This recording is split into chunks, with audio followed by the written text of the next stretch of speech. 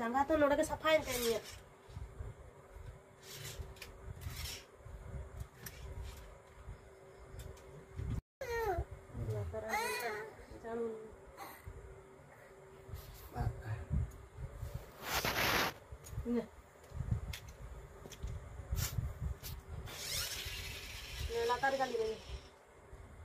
তো সকাল থেকে আজকে অনেক বৃষ্টি হচ্ছে আর এতই বৃষ্টি মানে একটুও রোদ দেয়নি, খুব বৃষ্টি হচ্ছে খুব। আর বৃষ্টির মধ্যে আমাদের সবার একদম খুব শরীর খারাপ, মানে একটু ভালো হয়েছে আমি, তোমাদের দাদা ভাই আর বাবুর তো মানে ওই সর্দি এত পড়ছে, সর্দি অ্যান্টিবায়োটিক যে ওষুধটা লিখে দিয়েছিল ওটা তো আমরা নিয়েও আসিনি, এরকম বৃষ্টি হচ্ছে আর এখান থেকে অনেকটাই দূরে যেতে হয়, তো ওই জন্য আর যেতে পারেনি। আর বাদ বাকি জ্বর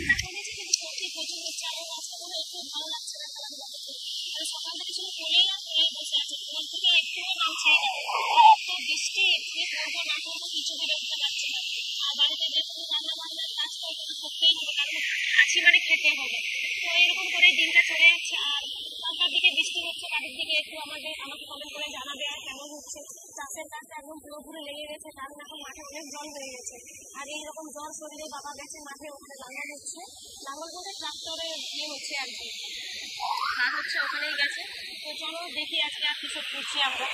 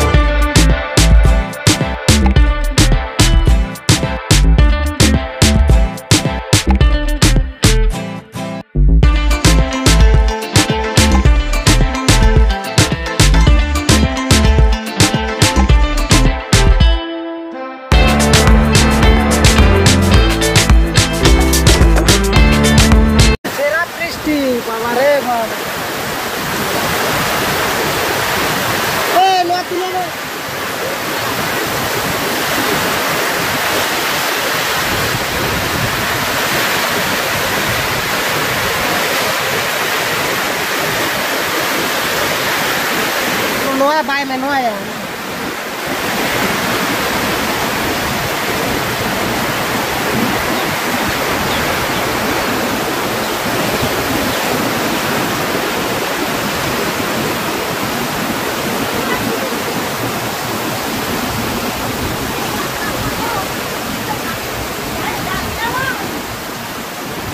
বিরাট জল হ্যাঁ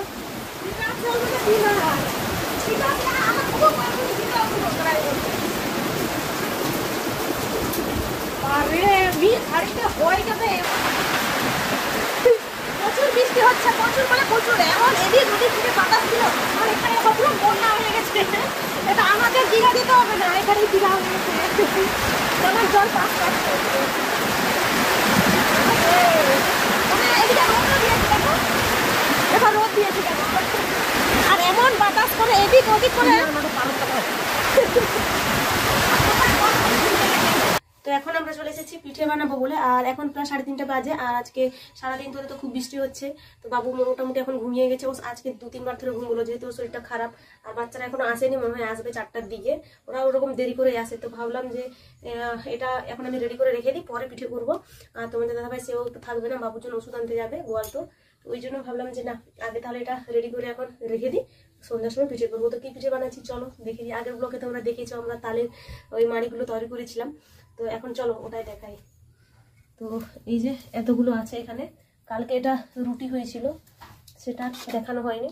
তো এটা একটা মোটামুটি গরম করে রাখা হয়েছে, এটা উনানের উপরে রাখা হচ্ছে, তো এটা গরমই আছে। তো এটাকে আজকে আমরা পকোড়া করবো, তাই তো আটা দিয়ে, যেহেতু আমাদের কাছে ময়দা টয়দা কিছু নেই, এটা দিয়েই কাজ চালিয়ে নিতে হবে। তো ওটাই কীভাবে করি ওটা দেখতে থাকো। তোমরা কোনোদিন আটা দিয়ে করে খাওনি, তো একবার হলেও করে খাবে, কেমন লাগে বাবারে। এটা দেখাও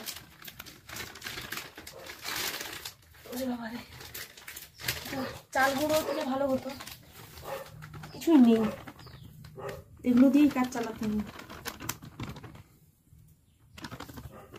এটুকু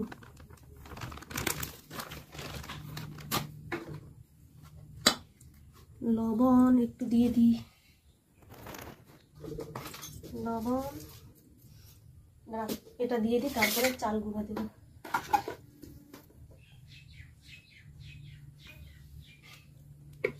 অনেক আছে, অনেকগুলো তাল ইয়ে করা হয়েছিল, তো এটা ভালো করে মাখাতে হবে। এটা একটু অল্প করে জলও দেবো, এটার উপরে মাখাতে হবে, কারণ এটা পড়ে যাচ্ছে।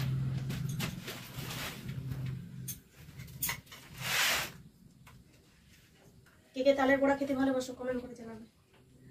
আর আমাদের ওখানে মানে বাঙালিরা তো বেশি আছে, ওরা ওই সুসপুলি পিঠা বলে, মানে ওই ইয়ের মতন, রুটির মতন পাতলা, খুব পাতলা, এত সুন্দর লাগে এগুলো খেতে। এখন দিয়ে দিচ্ছি চিনি, মিষ্টি যাতে হয়, তাল মিষ্টি আছে তবু একটু চিনি দিয়ে দিলাম।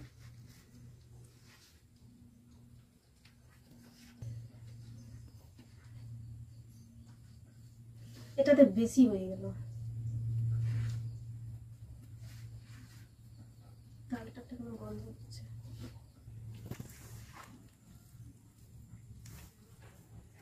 তালের বড়া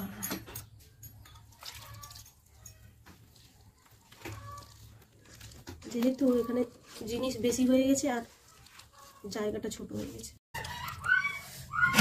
তো এই যে পকোড়া করেছিলাম, তো মোটামুটি অনেকেই খেয়ে নিয়েছি, আর মা মনে হয় খায়নি এখনো, কি জানি, আমি তো ছিলাম না এখানে। আর তোমাদের দাদা ভাই তো ছিল না, ও এসে এক্ষুনি খেয়েছি। কেমন হয়েছে খেয়ে?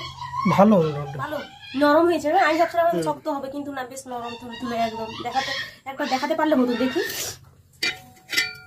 এই দেখো, এই দেখো, টিপেই বুঝতে পারছো এটাকে, এই দেখো, দেখেছো খুবই সুন্দর। আমি একটু খেয়ে নি এটা, আগে তোমরা খাও, আসলে আমার আগে খাওয়া হয়ে গেছে।